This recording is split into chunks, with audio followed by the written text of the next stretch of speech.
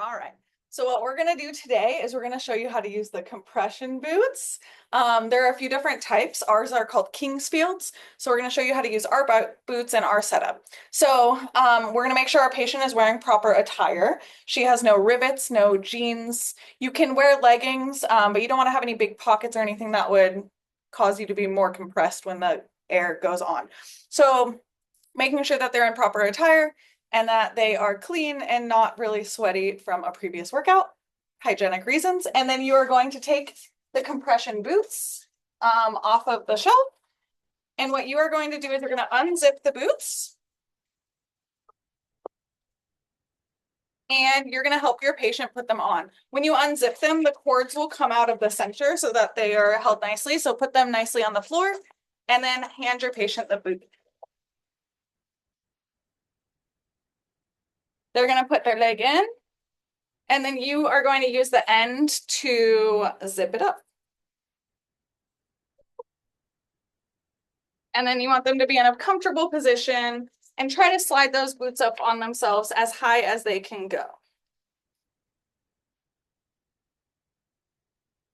All right, so now that my patient is zipped up into the compression boots, now we're going to go to the next step, which is connecting it to the machine.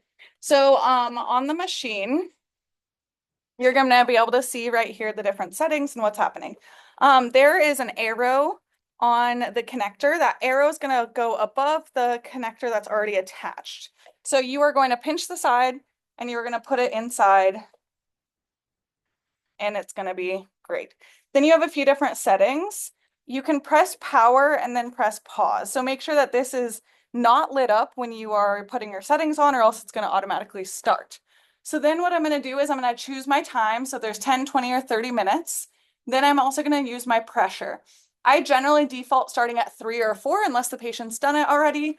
And those with bigger thighs and legs probably want to start a little bit on the lower side.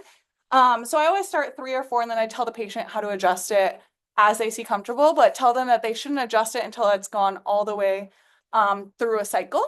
And then on the second cycle, as it's working, they can adjust it. There are 3 modes right here, and you change the mode by pressing this mode button, mode 1, 2, and 3. Mode 1, what it does is it does segments. So if you look at the boots, there's 4 segments. So mode 1 is just segment 1, then it turns off. Just segment 2, then it turns off. Just segment 3, then it turns off. And mode 4 is the top segment. Or sorry, mode 1, number 4. Mode 2 is what we use most often in our clinic, and that is going to be starting distally and then moving proximally. So just the feet will fill up. Then the feet and the shin will fill up. Then the feet, shin, and knee.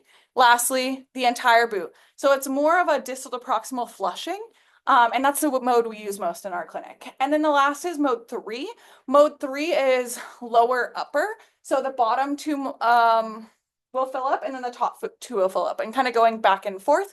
And the idea is that you're trying to create a pump. So like I said, we're gonna try mode 2, and you're gonna make sure that your settings are all good. Once your settings are all good, you're gonna make sure that your patient's comfortable, and you are going to press play. As you press play, it's going to start putting in air.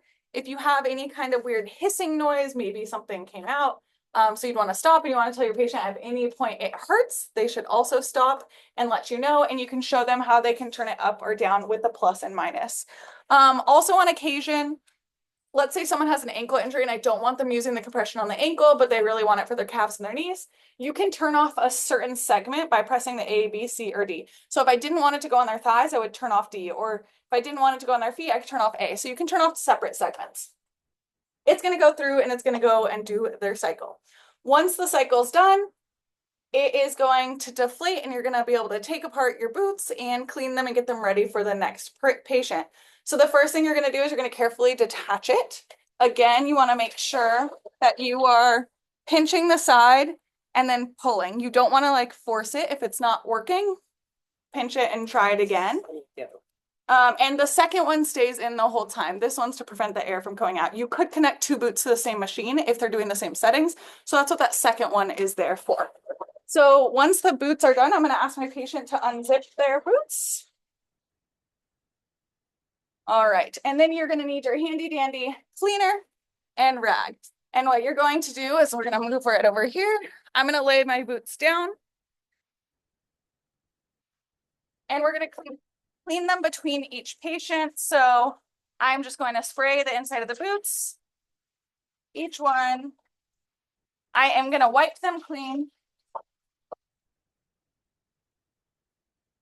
And then I'm going to do my second one. Spray and wipe clean. And then the cords can become a big mess. So what you're going to do is you're going to slide the cord in between the leg of the boot. So you can see it looks like this. So the leg has the cord in it, and you zip the cord up into the center of the boot.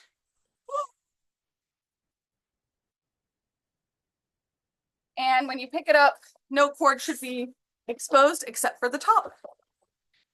Remember, don't do this on any patient unless an athletic trainer has approved them to do it, and have a great day.